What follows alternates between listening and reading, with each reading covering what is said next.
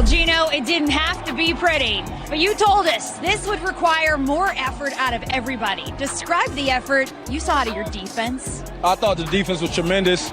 At this point, we don't care how we get wins. We just want to win games. I don't care if it was 5-4. We got the dub, but yeah, man, it was a hard-fought game. Our defense was lights out. They finished it at the end right there. I mean, that was big time. Ugh. You know who does care? I care. Yeah. Joe Q public cares. Giving a game I could watch. That want to claw my eyes out. Welcome to Heed the Call. Dan Hanzus and Marc Sessler. And I'm not going to do what everybody thinks I'm going to do, Sessdog, which is just bitch about primetime games for 25 or 40 minutes. No, I mean, they can't all be gems. And in fact, earlier this season, we had a lot of great games. But the fact of the matter is we're in a little bit of a slump as we close out the regular season when it comes to island games. So Sessdog, this game never came close to getting off the ground and giving us anything compelling. It ends with one of the more, I'm going to say it, I'm not trying to be mean, but one of the more pathetic final drives I've ever seen, and I'm a Jets fan, from a football team, ending with Caleb Williams' interception streak being snapped on his last play from scrimmage. And it clinched a 6-3 win for the Seahawks, 9-7, and still in the playoff hunt over the Chicago Bears, 4-12, and going nowhere. Well, and it's the lowest scoring game of the season, and to me, that can have a charm to it. There can be an element of attractiveness to that. That was not the case with this affair this evening. It looked like the score. I kind of can't wait for this campaign to end for the Bears for multiple reasons. You've got the fans chanting like sell the team at the end of the game, and you've got your quarterback who I think it's just, we like Caleb Williams. Like, it's hard to watch him getting beaten up the way he is in these games and for it to end the way it ended. And I guess in a way it's a confirmation that the Mike McDonald defense is taking another step, and they're a lot. Maybe.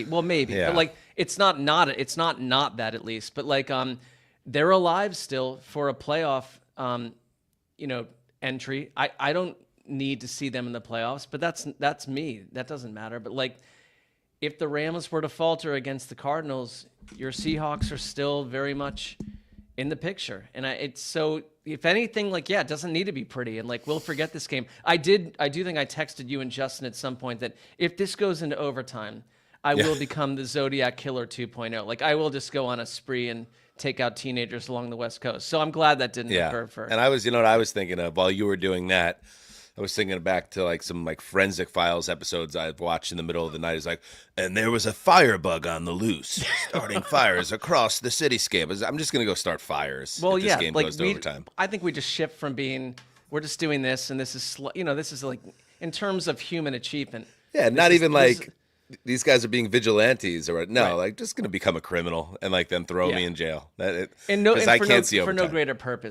purpose other than like we've been pushed to that point at this point. All right, and to that point, by the way, again, not going to dwell on it because who wants to hear a bunch of guys who talk about football for a living complaining about how bad the football is? But just like I just did some quick research because it has felt like we've watched a lot of dogs lately.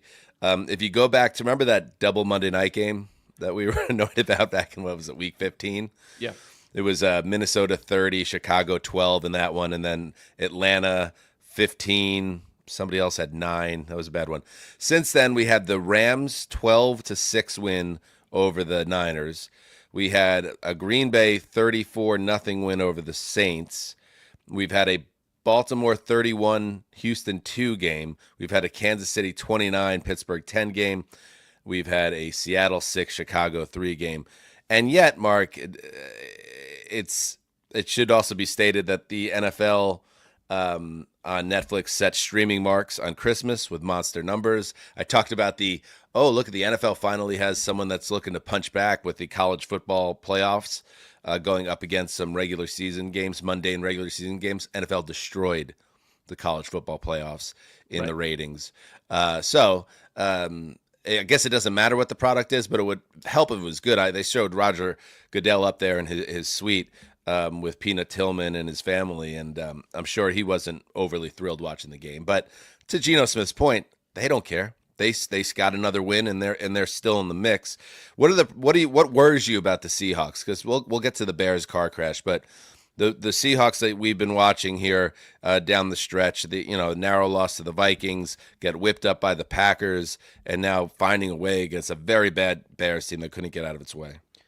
Worries me. I mean, I guess I would say it speaks to the what I would call the middle class of the NFL, and you have a chance to get into the playoffs, and I have no faith that you'll do more than compete for two to three quarters in a playoff game. Like, that would worry me if I'm like looking at them organizationally. Like, I'm talking about the game though, like today. In this game, yeah. First of all, I'll say something about them that I like is like the pass rush, like, really did a job, and it's not like they were alone on that against Chicago. Like, I think that they are forming into what Mike Macdonald's vision is on defense. So that's a positive. Like, from another angle, it's just like they seem to come and go from on an offensive side, and like you are missing people. I get that, but like, I just don't see them as a difference-making type of team. Like, I like, you know how like when we used to have to write these games up, like, I'm 3 quarters into this game, and I'm like, I don't know what the storyline is when it comes to the Seahawks. They're kind of floating through this affair, and they do seem to do that in games where like they come and go. And like, so my worry is just, I don't know what their identity is on offense. Like, defense, I'm starting to see it a little bit. I really am. I think it's a good coach. He's a good head coach, but like, I don't see it on offense. I just don't see it. And I've never been a Geno Smith guy. I know that like you're not part of the special group of people that are in love with Geno Smith. Like, I just don't see it. And like, why aren't you scoring 23 points in this game? I think the answer might be Geno is pretty upfront about it in the post-game presser there with Kaylee Hartung, saying that he is not healthy, and I think that's playing a role. Fair. He's dealing with 17 for 23. Like, I'm not killing him tonight. It's just that this is not a difference-making offense. And like, what are you in the NFL in 2024 with a not difference-making offense and a quarterback that I think is like the 15th best quarterback or something? I mean, they have been. That's why they're kind of a tough team to figure out, because we've been on this podcast, Mark, and thrown flowers at the Seahawks as recently as a couple of weeks ago. That you could look at this team from a different light and see. I mean, this team has won 6 of its 7 road games this year. This is a team that has shown the ability to throw the ball around the yard, at least when Geno's knee is okay. You have DK Metcalf, ostensibly a number 1 wide receiver, although his personal foul total nearly matched his target total in this game. 3 catches for 42 yards and 2 personal fouls. Jackson Smith and Jigba has really become a revelation on this offense and is one of the best, if not the best, slot receiver in the league. I think the Kenneth Walker injury, which now he's been moved to IR, so he's out of the picture, has hurt them. It seems like they don't really know what they want to do with the rest of the backfield with Zach Charbonnet and Kenny McIntosh. So I think with Mike Macdonald, like, he plays a defense a certain way. He comes from the Ravens tree. I'm sure they would have, Derrick Henry would have looked great on the Seattle Seahawks as well. But if they can't have balance on their offense, and they've been searching for that all year to get the running game going, if Geno is not going to be healthy, then they're going to have days like this, and that's not going to work in the NFC playoffs when there's going to be some teams that are going to turn games into track meets. I don't care what Mike McDaniel schemes up. Like, it's going to be very hard to slow down the Packers the way they are right now. The Lions, obviously, the Vikings on a good day. So their offense is going to have to get this right, or they are going to be blink and you miss it, as you're alluding to, playoff participant this year. Well, they're not going to. Like, they're not. Like, they're like, if they even first of all, like, they're not a playoff team unless the Rams have a massive, like, shit the bed scenario against a Cardinals team that has nothing to play for in LA. And I get in LA doesn't mean much, but it's like, I think the Rams take care of business. Like, let's talk about those two teams. Like, the Rams, to me, their ceiling is they could beat, on a good day, any team in the playoffs. I really think that on a really good day. And they probably won't, but like, that's them on a really good day. The Seahawks, I don't feel that way about them. That's who we want coming out of the West. Not absolutely. That I'm not having a love affair with the Rams necessarily, but I certainly feel better about them right now than I do the Seahawks. And on the Bears side of the thing, I'm not going to belabor the Eberflus thing anymore, because I've made my point clear that I thought that was a stupid move to fire him. But watch the way this game is being run by Thomas Brown. And I don't mean anything. I'm not taking shots at this guy. He was put in a difficult position. But the way they handled the end of this game, the way they managed time, that 4th and 1, where the guard that had the holding penalty that wiped out their touchdown then also gets a false start on 4th and 1. And you got the interim coach sending out the punter on 4th and 1 and then changing his mind and blowing a timeout to send out Caleb to throw a Jesus ball that ends up being caught. A nice play by Caleb keeping a play alive. And then they burn another timeout later on that drive just because the play clock's about to extinguish. And I have never watched a drive that felt more doomed for a team that was down 3 points, that had 1st and 10 near midfield. The only thing was, are they going to run out of time and have another Thanksgiving-esque meltdown with the clock management? Or is Caleb Williams just going to get killed? Or is yet another hopelessly adrift play call going to lead to Caleb just throwing the ball off for grabs, which is what happened. So Caleb gets sacked 7 times, gets battered again. It does not look professional in Chicago. And the Amazon coverage, God bless them, because can you imagine being there trying to stoke conversation after this one? Right.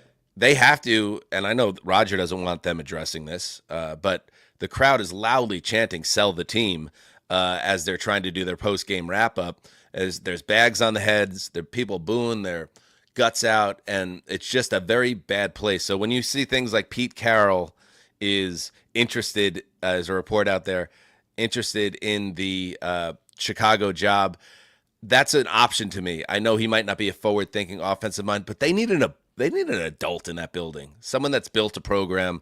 And it may not be Carroll, but they got to get this hire right, because this is so close to blowing up in a hideous way with Caleb Williams. They got to nail the hire. A lot of pressure on the Chicago Bears right now.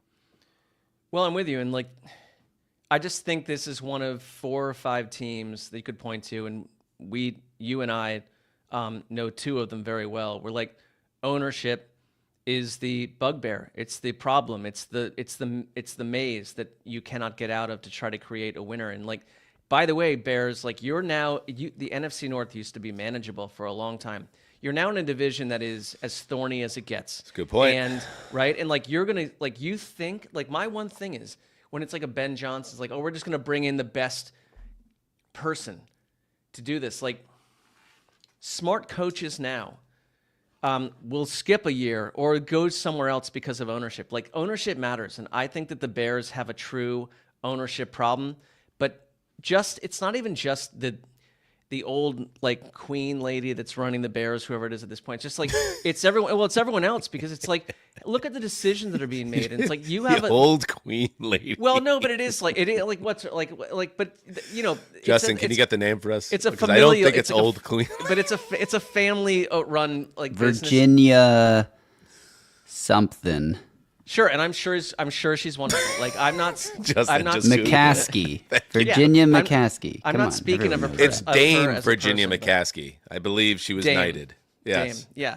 But it's this has been going on for so long at this point that it's not these teams are not all run the same way. And if I were a hot coordinator and there's 5 openings, the Bears are not where I go. It's just not. It would be a good story. The sell is always well, if you turn the Bears around, then you become the toast of the town and all that stuff. And that's true. That's true of the Jets. It's true of the Browns. It's true of all these teams. I kind of disagree, Mark. Huh? I kind of disagree. I still think it's a good job. I still believe there's a really good quarterback locked away in Caleb Williams that has been. This could be. You could file charges against what they've done with Caleb Williams in year 1. There is big time talent on this team. Is it a perfect roster on the offensive side of the ball? I'm just talking about that side of the ball. No, but the offensive line obviously needs help. Caleb needs to know how to run an NFL offense and sense pass rushers and blitzers. There's a lot of work to be done, but so much of that can be healed up with someone who is competent that can guide this team. And that's what I don't think there's any team where it's more clear that it's being run just a rudderless ship with no leadership up top than the Chicago Bears and that coaching staff. And again, it's not only on Thomas Brown. It's not his fault. He was over promoted here, but that to me, like all this dysfunction is so much a part of a terrible coaching staff, and then firing that coach at Thanksgiving, sending everything into the point of no return. So I'm just saying, if you're a play caller, if you're Ben Johnson, we'll just use him as an example. I could look at the Chicago Bears and be like, all right, like let's go to work. If you get out of my way and you spend money and and listen to my input, I can do something here with this group. Well, I still see it. I don't disagree with the player roster side of it. Like, I'm with you. I think that if anything, they've underwhelmed massively compared to what we all thought back in August would happen.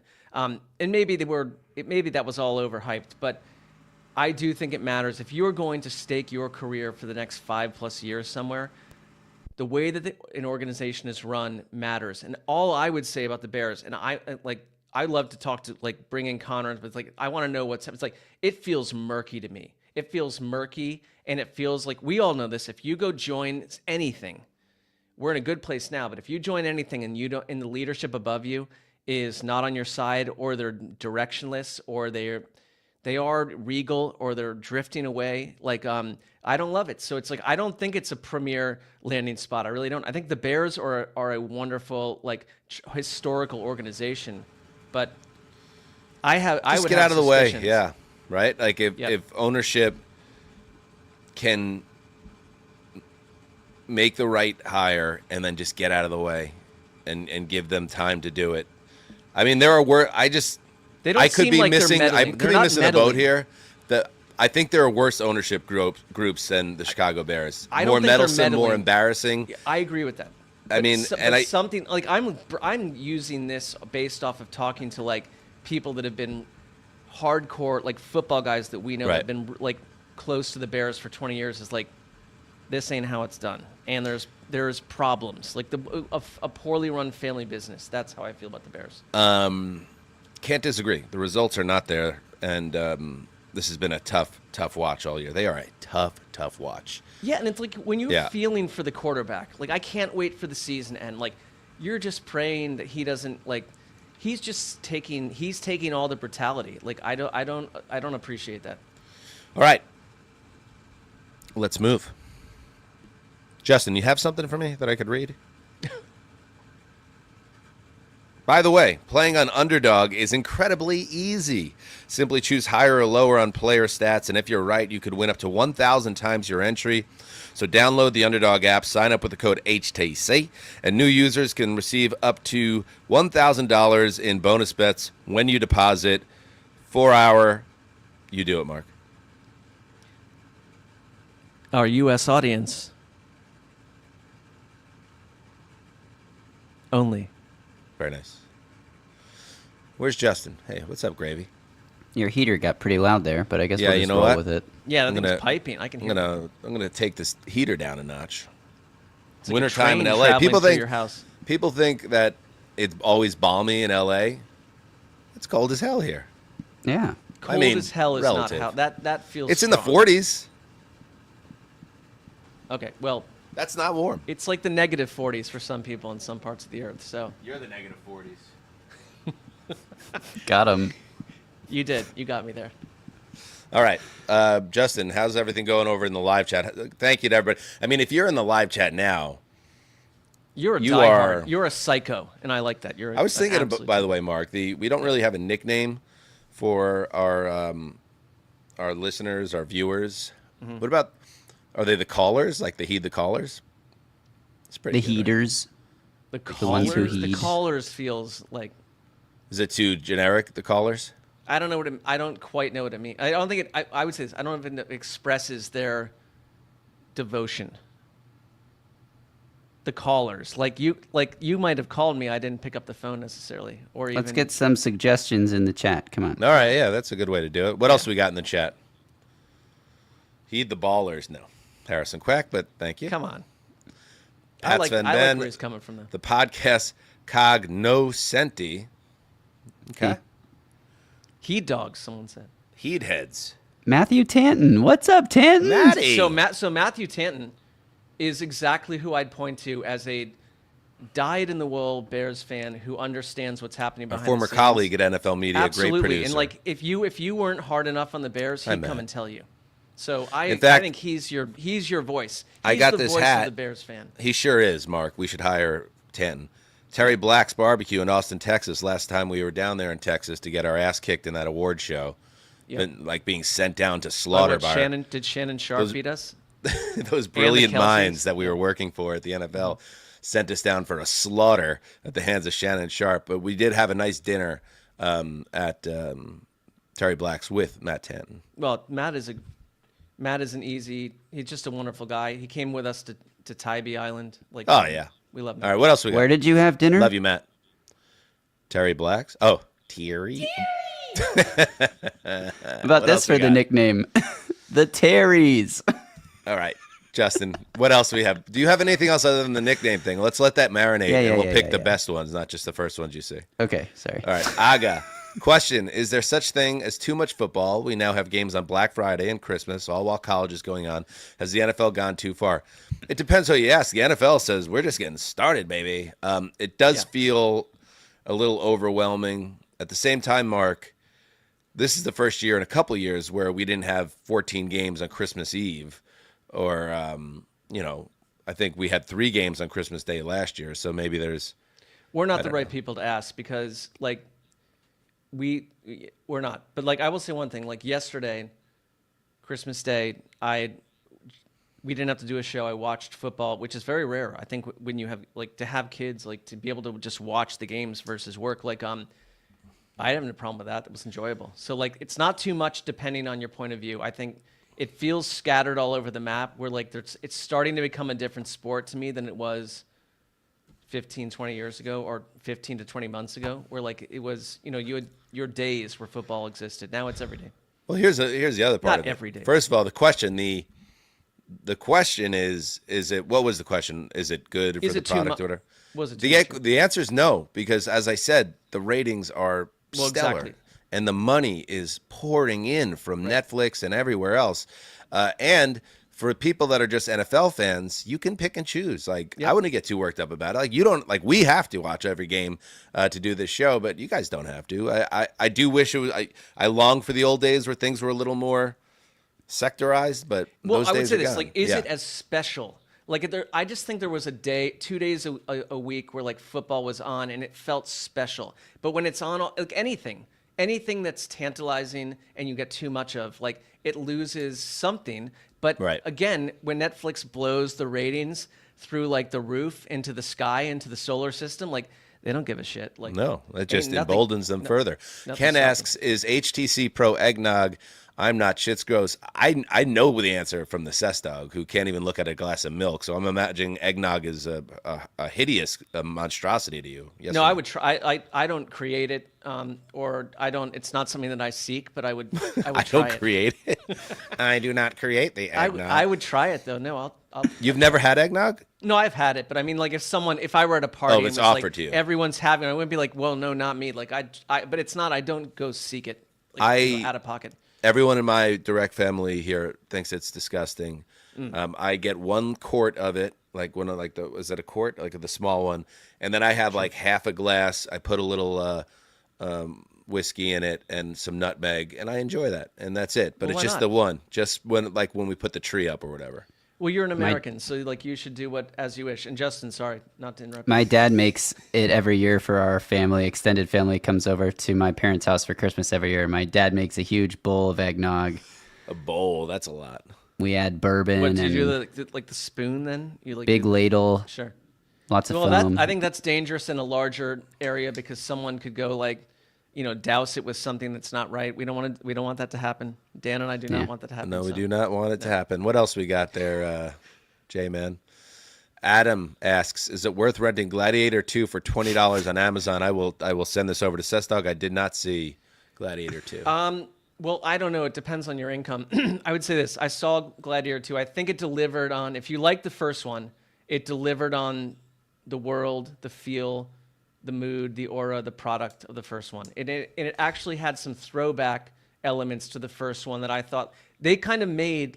I walked out of it and I took a number of people. And it's like it felt like they made a movie from the 90s. I took a number of people. Who says that? Well, I took a number of people. I think you've said on the show you took your sons. Like we had talked about that being a controversial move, considering it's quite a graphic film. Yeah, well, it was. There were a couple scenes, but I also took a number of people. I also like to take them to movies that might test them a little bit because I think there's something all right with that. That's why you took him to the Beverly what's that Tarantino theater to see the Eyes Wide Shut remaster. I know. No, I took Colton to see The Exorcist, and he's 12. So, but he was fine with it. Would you say Gladiator 2 was full of heart from start to finish? No, that's my question. No, I wouldn't. I wouldn't write a review glowing, but I would say that it captured what you would want from Gladiator. It would. It's we got $20. I don't know how much money you're making, but like it's a lot. What's more likely? This is from Pat Van Ben.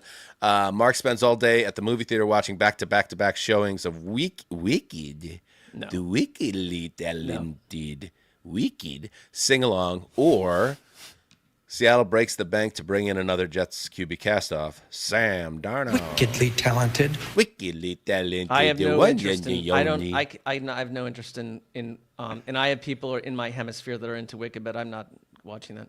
Next. This is my dad. This your dad? This is the one who makes the eggnog on Christmas. Oh, yeah, nice. Texas Big Dog. Hell yeah. He changed his name so he could comment on every video without anyone being like, "Is that Justin Graver's dad?" So yeah. Well, wow, look at that. Just a huge salute to a great father who's got a great son. You know. Yeah. Awesome. What a look. Yeah.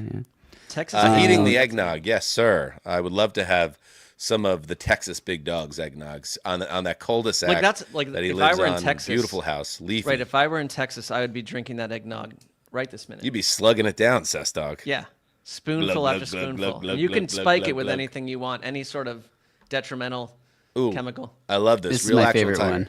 I think this might be it. This might be the nickname for our viewers, listeners, the hedonists. It is pretty absolutely. Good. It's great. That's pretty damn good. Real actual tiger, the hedonist. Yep. It's funny because the people on the stream right now, we're all here together when that happened. We now have a name for you guys. You're the hedonists. I love that.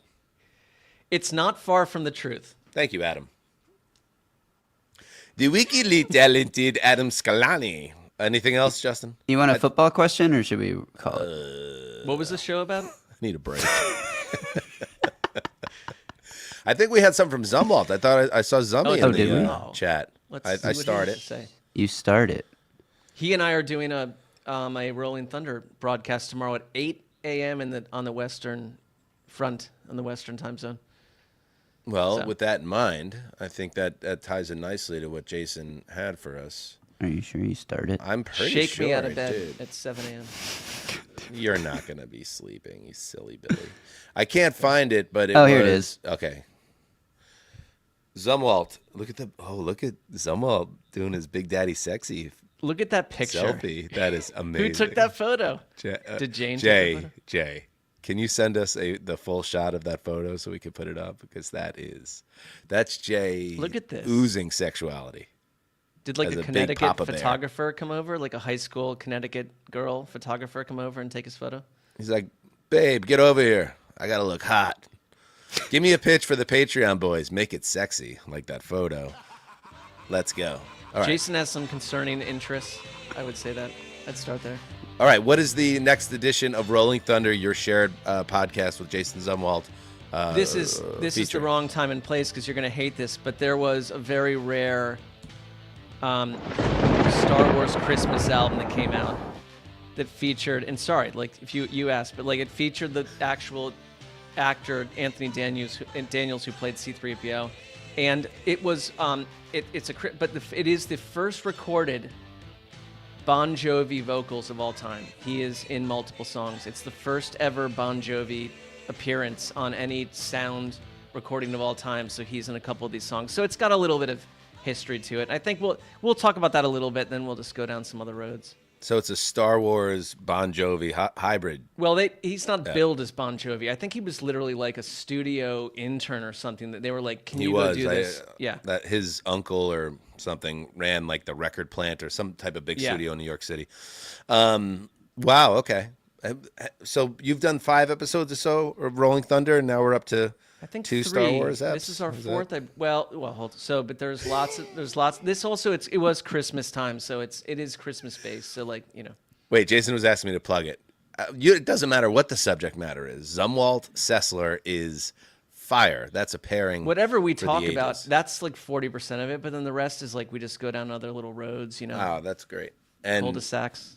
And speaking of like other content, me and Bob on the Throwback Podcast, we're getting Christmas night texts from Sessdog about Blues Traveler. So we're gonna have to dig in deep Well, on that. I feel passionately. I never asked to appear on that show. I've loved doing it. I think twice I've done it, or maybe a third that was canceled because were we a little too sauced? Maybe I don't know what the deal was, but like when I pitch being on this one, it's because I care about this topic. I care about Blues Traveler. Very good. I love that. And I think the one that it went into the vault was we did a Coldplay, I think, yeah. episode, and it got a little bit like a bunch of guys in their 40s in a rented garage just talking about their ex-girlfriends, and it was just like we gotta put this one in the vault. It got a little murky. It's got to go in the vault. I don't know. All right. I don't have a problem that it was.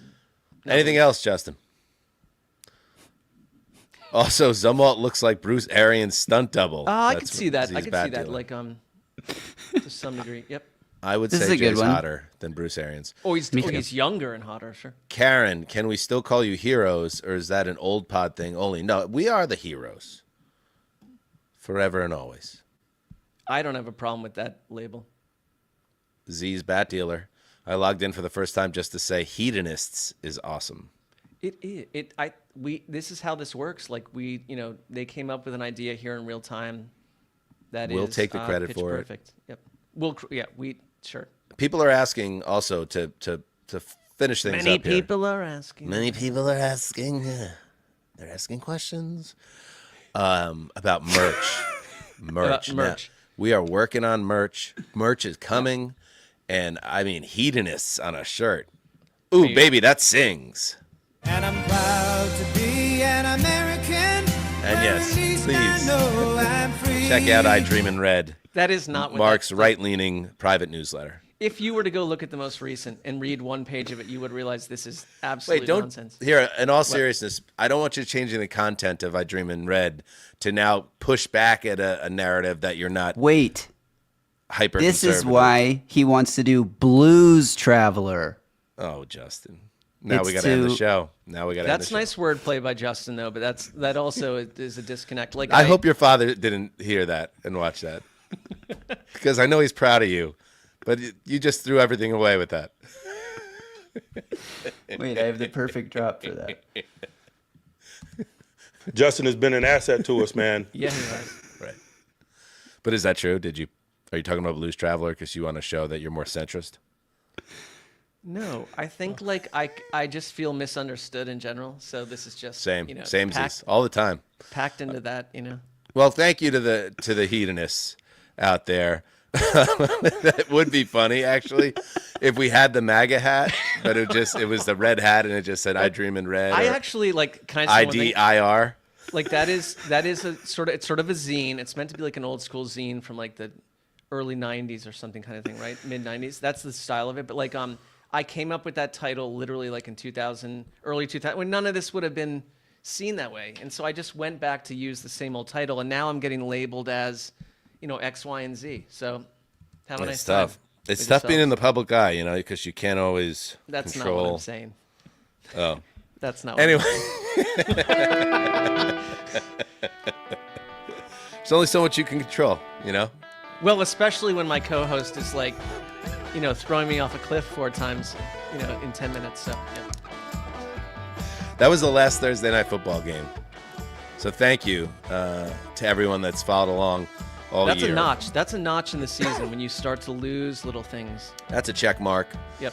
But we're just getting warmed up as we come toward the end of the regular season.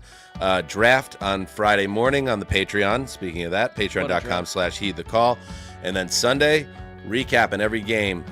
So be there, be square, heed the call. Heediness!